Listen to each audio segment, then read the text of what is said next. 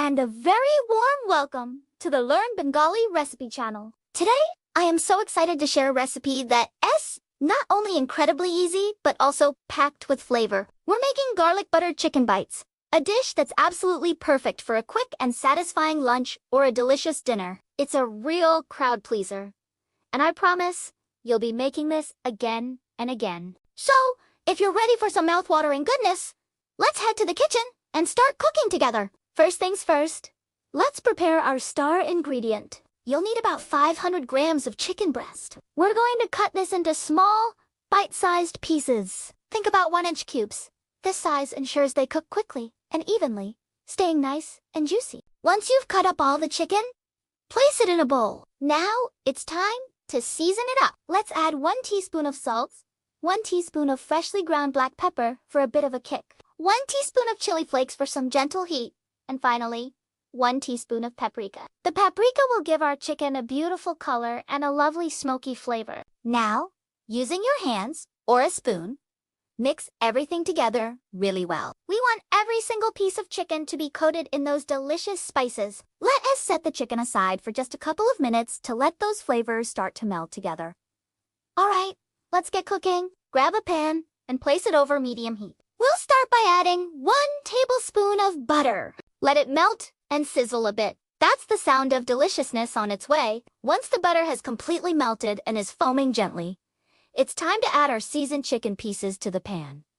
Be careful not to overcrowd the pan. You might need to do this in 2 batches if your pan is small. We want to sear the chicken, not steam it. Let the chicken cook for about 5 to 6 minutes. Make sure to stir it occasionally. This will help all sides get that beautiful light golden brown color and ensure it's cooked through. Once the chicken is perfectly golden and cooked, take a slotted spoon and carefully remove it from the pan. Set it aside on a plate for now. Just look at that color!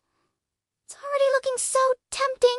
Now, using the very same pan, we do not want to lose any of those flavorful bits left behind by the chicken. It is time to create our magical garlic butter sauce. Reduce the heat to low. This is a very important step because we don't want to burn our ingredients. Add 2 generous tablespoons of butter to the pan. Let it melt slowly. Now, for the best part, add in your chopped garlic. The amount is up to you, but I love it garlicky. We're going to cook the garlic for only about 30 seconds, just until it becomes fragrant. Be very watchful here. Burnt garlic has a bitter taste, and we definitely want to avoid that. As soon as you can smell that wonderful garlic aroma, add 1 tablespoon of soy sauce. Give it a gentle mix to combine everything into a simple but incredibly flavorful sauce.